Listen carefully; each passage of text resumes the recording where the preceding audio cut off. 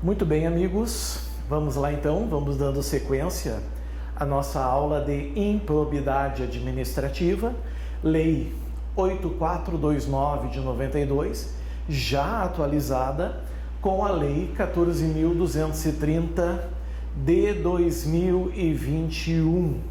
Bom, nós já passamos pela aula 1, nós já passamos pela aula 2 e nós estamos agora na aula 3.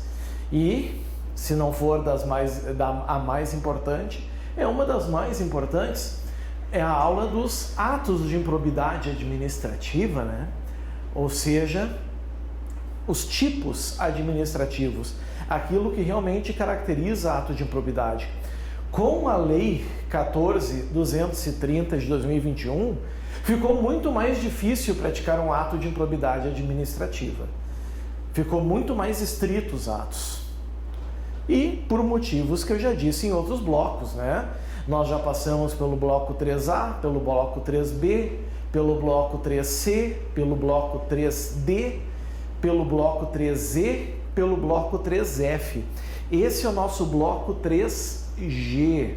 Dessa forma, a gente já analisou os atos de improbidade administrativa que importam em enriquecimento ilícito. E nós já passamos também pelos atos de improbidade administrativa que acarretam prejuízo ao erário. Agora a gente entra na parte final dessa nossa aula 3, né? Entramos na parte final, certo? Onde se trata dos atos de improbidade administrativa que atentam, né, contra os princípios da administração pública. Está aqui, ó. Podem ver.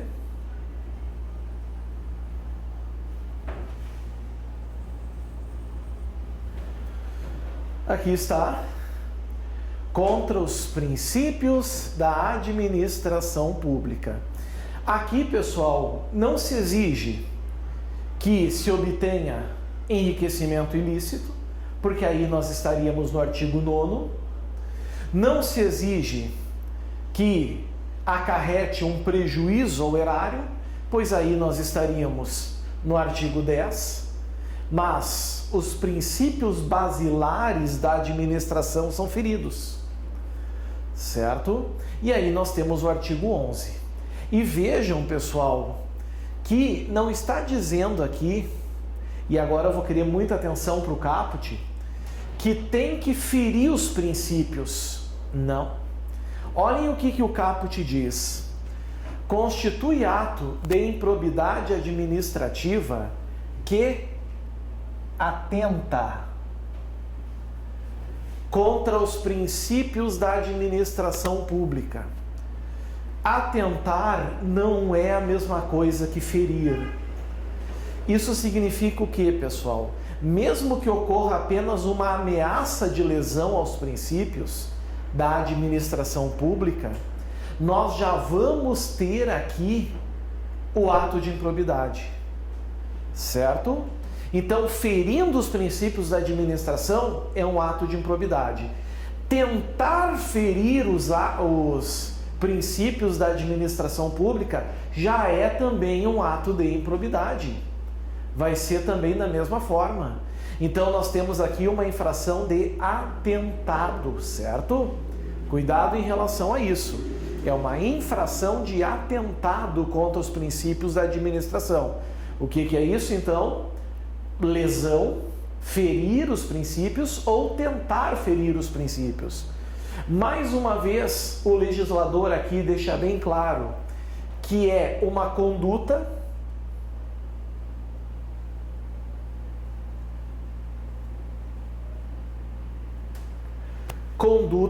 ação ou omissão. Se for ação, é uma conduta comissiva. Se é omissão, é uma conduta omissiva. E, mais uma vez, dolosa. Exige-se o dolo, então, em todos os atos de improbidade administrativa, como eu já disse para vocês em todos os blocos que nós trabalhamos. Que viole os deveres honestidade. Honestidade, amigos, é a probidade, né? A lisura, certo? Imparcialidade e legalidade. Aqui estão os princípios da administração, caracterizada por uma das seguintes condutas. Mais uma vez, nós estamos diante de um rol. Mais uma vez, nós estamos diante de uma lista. Diante de um rol, diante de uma lista, certo? E mais uma vez, assim como o artigo 9º, assim como o artigo 10,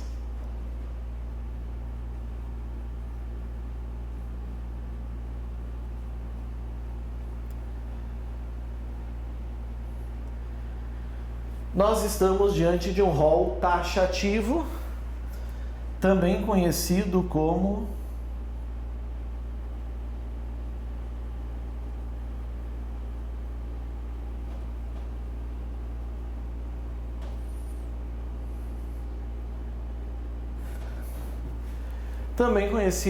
números clausos, números fechados, ou seja, só pode ser um ato de improbidade que atenta contra os princípios da administração se estiver em algum dos incisos do artigo 11. É importante então saber isso. O artigo 9º, que são os atos de improbidade que acarretam enriquecimento ilícito, tinham 12 incisos. Os atos de improbidade administrativa que acarretam prejuízo ao erário tinham e tem, 22 incisos. E os atos de improbidade administrativa contra os princípios da administração pública? Aí, amigos, vocês vão ver que nós vamos ter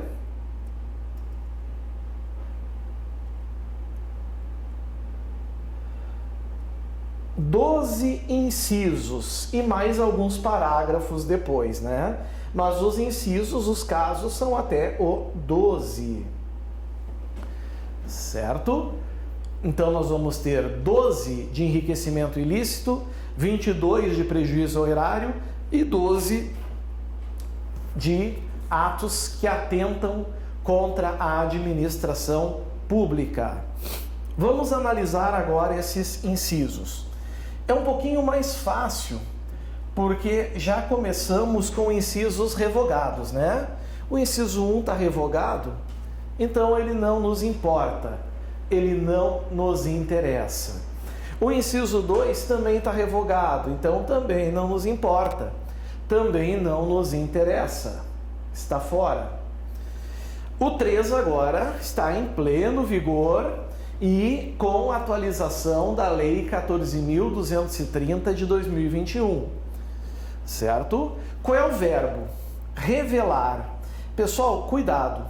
Se na tua prova aparecer o verbo revelar, vocês já podem com certeza descartar um ato de improbidade administrativa que importa em enriquecimento ilícito, porque esse verbo não está no artigo 9º, então já dá para descartar.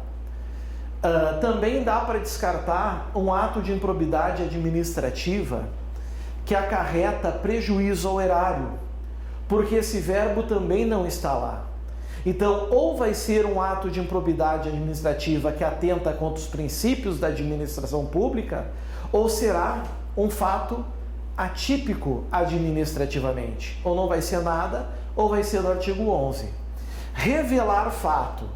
Pessoal, cuidado. É revelar fato ou circunstância. Muita atenção aqui. Por quê? Porque o que é o verbo revelar? É dar conhecimento a algo que ainda não é de conhecimento das pessoas. Se tu comunicar, se o indivíduo aqui comunicar algo para alguém e essa pessoa já sabia, ele não revelou. Vocês perceberam? O fato já era de conhecimento. Então pressupõe aqui que esse fato ainda era sigiloso. E passou-se então a ter conhecimento através desse fato aqui do revelar. E vejam como o legislador restringe mais ainda. Revelar fato ou circunstância de que tem ciência em razão das atribuições. Então não basta dizer assim, eu vi a esposa do político tal saindo com o barbeiro. Não, porque isso não é um segredo que se deva guardar em razão das atribuições.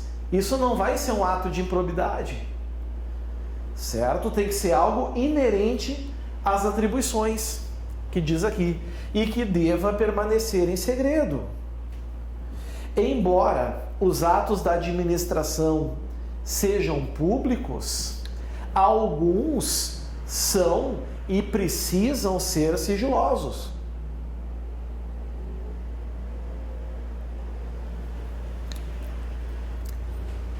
Importante cuidar isso. Alguns são necessários que sejam sigilosos, pessoal. Certo? Cuidem isso.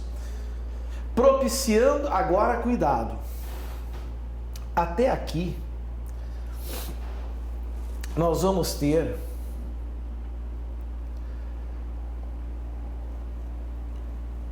um ato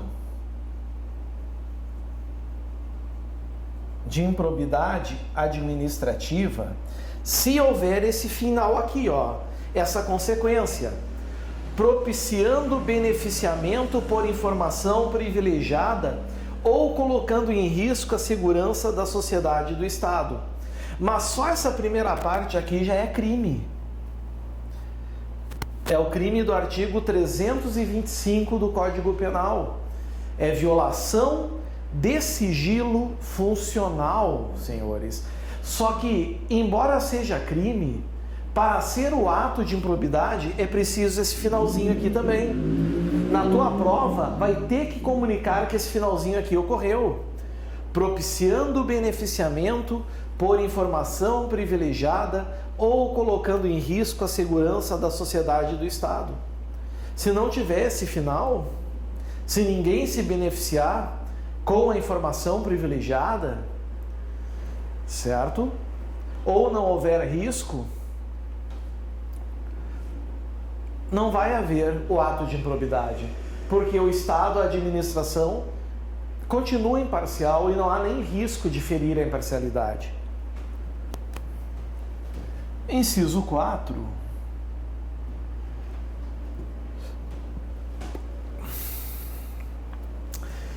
Finalmente, pessoal, a gente está diante de uma conduta omissiva, com um verbo novo.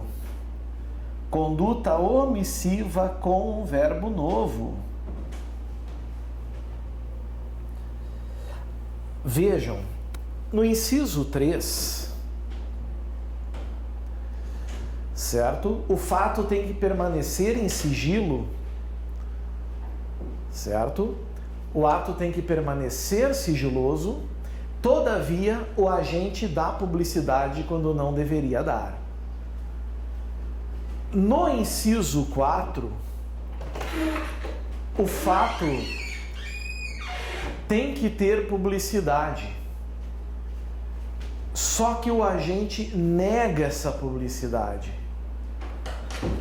certo? Negar publicidade aos atos oficiais. A Constituição Federal diz que os atos administrativos são públicos. Atos oficiais mais ainda. Só que isso aqui, nessa primeira parte, é a regra geral. Qual é a regra geral, então? Que negar publicidade aos atos oficiais é um ato de improbidade administrativa. Certo? Como é que eu sei que agora vai ter exceção? Por causa da palavrinha aqui, exceto. Nós vamos ter agora uma palavrinha, exceto. Exceto em razão de sua imprescindibilidade para a segurança da sociedade e do Estado ou de outras hipóteses instituídas em lei. Se provar que tem que se manter em sigilo para manter segurança, certo? Para dar segurança, aí, senhores, obviamente, nós não vamos ter o ato de improbidade administrativa. Então, cuidado com esse inciso 4.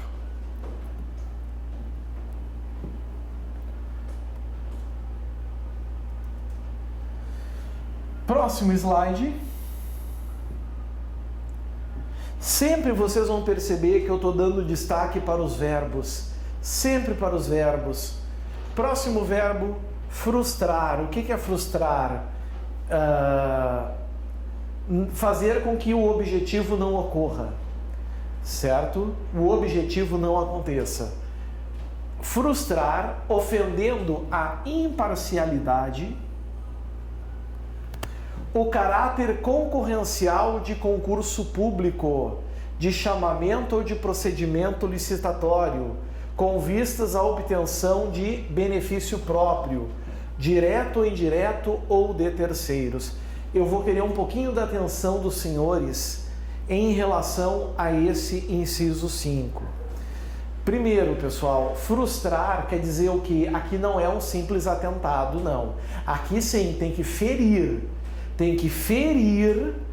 a concorrência de ou concurso público, ou chamamento, ou procedimento licitatório, certo? Mas vejam um detalhe, não basta frustrar esses certames, não basta. É preciso uma finalidade específica. É o que nós temos no finalzinho aqui.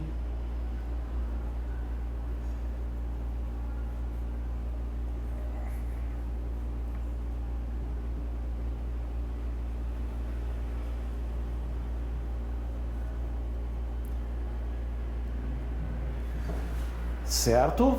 Alguns chamam isso de elemento subjetivo do tipo administrativo. Pode ser também. Certo? Uma finalidade específica, obter benefício próprio, direto ou indireto, ou para outrem, né? Para si ou para outrem.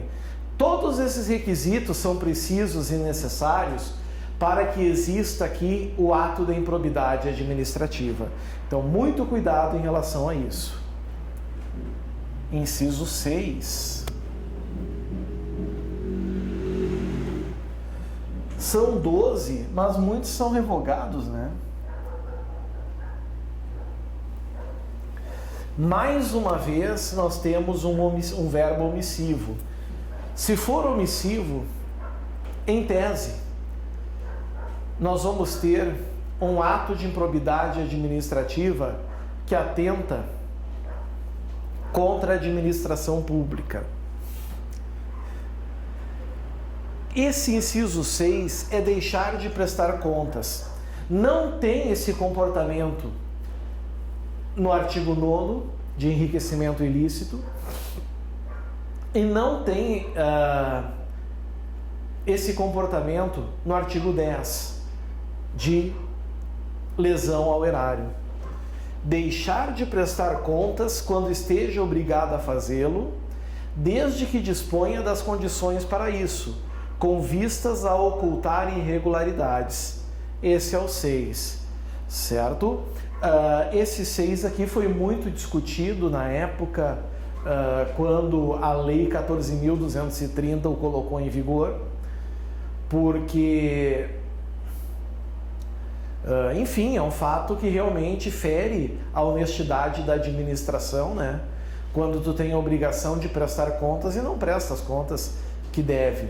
Então, cuidem em relação a isso, certo?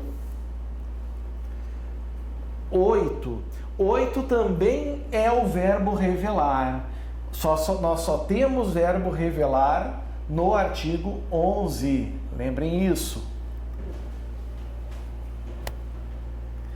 Revelar ou permitir a revelação, né?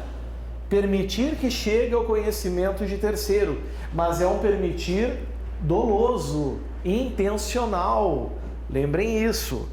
É um permitir doloso, é um permitir intencional. Permitir que chegue ao conhecimento de terceiro antes da respectiva divulgação oficial. Na tua prova, Pode ser que o examinador elimine e retire essa informação, né? E se ele retirar essa informação, vai estar errada a questão. Teor de medida política, 1, ou econômica, 2, capaz de afetar o preço de mercadoria, bem ou serviço. Política ou econômica, cuidem esse detalhe também. Inciso 8.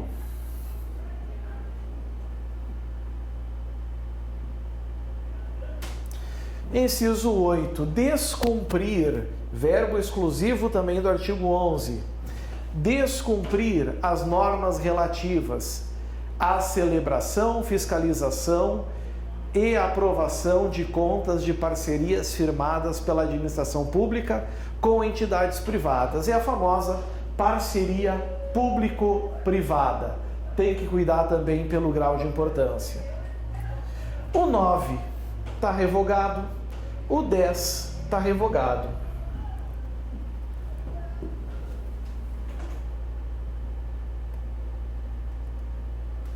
Aqui nós vamos ter então o 11 e o 12. Famosos, né, pessoal? É grande, mas fica muito fácil perceber em prova quando se tratar desses atos de improbidade aqui. Olha o 11. Nomear. Nós vamos ter nomear, amigos, poucos incisos, né? No inciso 11, um só. Nomear cônjuge, companheiro, em virtude do Instituto da União Estável, foi colocado o companheiro aqui, né? Nomear cônjuge, companheiro ou parente em linha reta, colateral ou por afinidade até o 3º grau, inclusive. Sempre, amigos, não esqueçam esse limite de parentesco. Da autoridade nomeante ou de servidor da mesma pessoa jurídica investido em cargo de direção, chefia ou assessoramento para o exercício de cargo em comissão ou de confiança ou ainda de função gratificada na administração pública, seja direta, seja indireta, em qualquer dos poderes, seja da União, seja dos estados, seja da unidade da federação e seja dos municípios, compreendido o ajuste mediante designações recíprocas, certo? Cuidem isso, pessoal, é muito fácil entender isso, né? Isso fere a lisura, a probidade administrativa. Fácil entender o 11. E o 12, praticar. Praticar, amigos, é um verbo habitual, tem que ser mais de uma vez. Uma vez só não configura ato de improbidade administrativa. Então é praticar no âmbito da administração pública e com recursos do erário, cuidem isso, ato de publicidade que contrarie o parágrafo 1º do artigo 37 da Constituição, de forma a promover inequívoco enaltecimento do agente público e personalização dos atos, programas, obras, serviços e campanhas dos órgãos públicos. Aí está.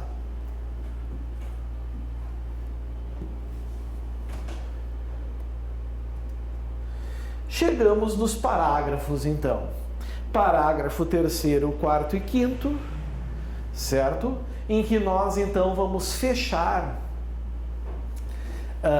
os atos de improbidade administrativa que atentam contra os princípios da administração pública, e assim a gente fecha também a aula número 3. Dos atos de improbidade administrativa, parágrafo 3º.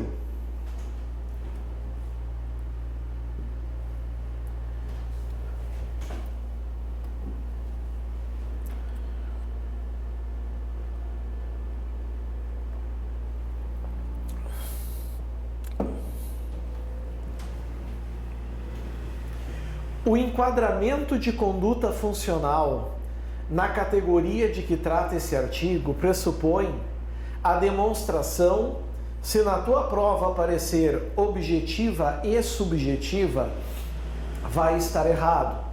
é a demonstração objetiva da prática de ilegalidade no exercício da função pública, com a indicação das normas constitucionais, legais ou infralegais violadas. Legais significa lei federal, lei ordinária. Infralegais significa decretos, resoluções, medidas provisórias. Parágrafo 4º. Os atos de improbidade de que trata esse artigo, o artigo 11, exigem, são nos parágrafos finais que se percebe que será muito difícil punir alguém por improbidade administrativa. O sujeito ele tem que ser muito herói para conseguir ser punido por um ato de improbidade administrativa. Exigem lesividade, ou seja, além de exigir lesividade, é relevante ao bem jurídico tutelado, que são os princípios da administração pública, para serem passíveis de sancionamento e independem do reconhecimento da produção de danos ao erário ou de enriquecimento ilícito. Claro, porque se houver o reconhecimento de danos ao erário, será o artigo 10. E se houver enriquecimento ilícito, será o 9º. Certo? E por fim, um dos dispositivos mais importantes, certo, do artigo 11 é esse parágrafo 5º que está aqui. Não se configurará improbidade, ou seja, é um caso de atipicidade,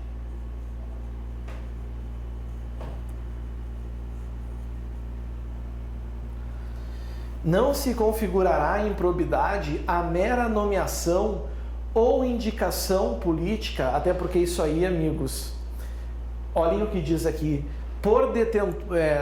por parte dos detentores de mandatos seletivos, sendo necessário a aferição de que dolo com finalidade ilícita por parte do agente. Nomear por nomear não caracteriza ato de improbidade. Tem que ter o dolo, tem que ter a intenção.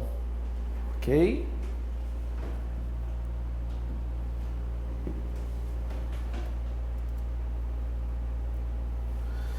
Muito bem. Assim, prezados, a gente encerra, a gente fecha a aula 3 com esse bloco G. Vimos o artigo 9º, 10 e 11, certo?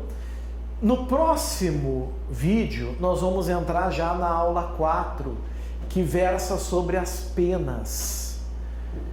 Quais são as penas que podem ser aplicadas nos casos de enriquecimento ilícito? Quais são as penas que podem ser aplicadas nos casos de dano ao erário? Quais são as penas que podem ser aplicadas nos casos de improbidade que atenta contra os princípios da administração pública? Isso já é assunto, então, para a nossa aula 4. Não é assunto para agora. Agora é hora de tomar um cafezinho, tomar um chazinho, dar uma relaxada e daqui a alguns minutinhos nós estamos de volta.